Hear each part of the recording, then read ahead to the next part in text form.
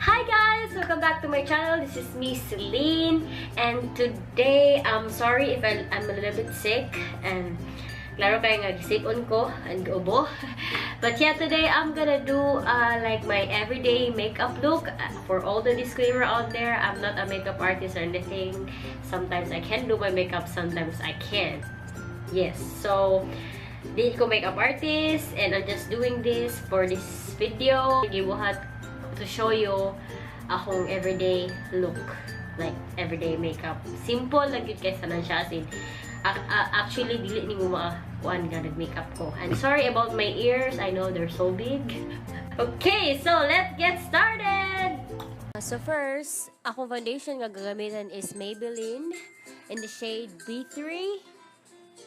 And yes, we're using this brush. And I know, lain ang color.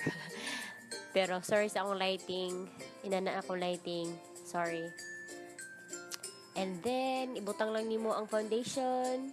This is really good foundation kay for someone kanang para sa akong morena. So yes, B3 Maybelline. Okay, the next one is concealer. EB Advanced Concealer. You guys, this is only 100 peso but it's really worth it. Nice kay siya nga concealer. And ma-hide jud ang akong mga eye bags, you know. Mawala jud ang mga eye bags. Then yes, ibutang na nimo, sorry akong background. Na yung mga bata na ligo. So yes. And you just use the beauty blender. Muna i-blend. And next, dili ko gakilay goals, you know that. So I just put some eyebrows gel sa akong eyebrows. So yes. Di na ko ga eyebrow or kilay goals, whatever.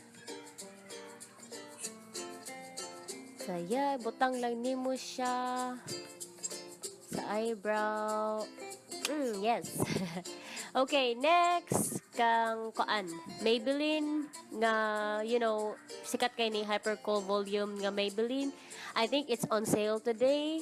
I think it's only 149. Then ako pagpalit ani is 199. So you're so lucky.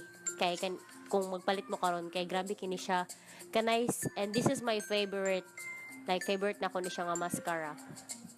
Next kaning LA Spice Girl for the contouring. So kana nga shade and contour lang bisag di ko kabalo.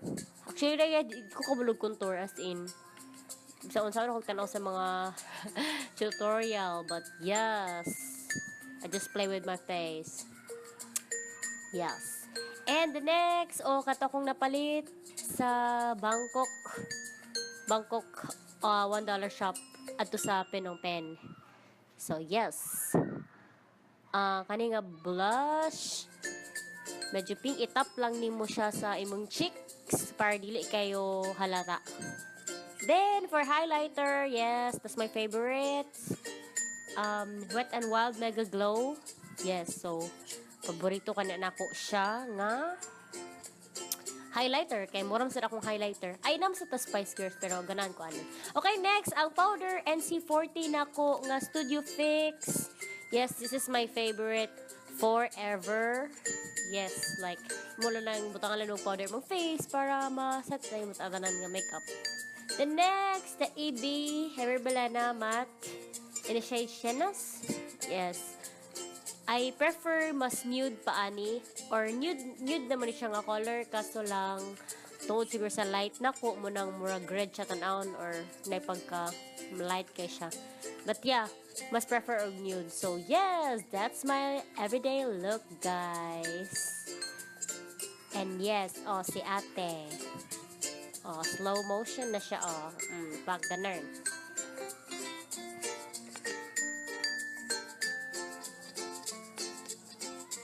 Guys, that's the end of this video and I hope you like this look. And yes, thank you so much. Give it a thumbs up if you like, share my videos. You can comment anything if what you want me to do next. Thank you guys for watching and don't forget I love you all. Bye!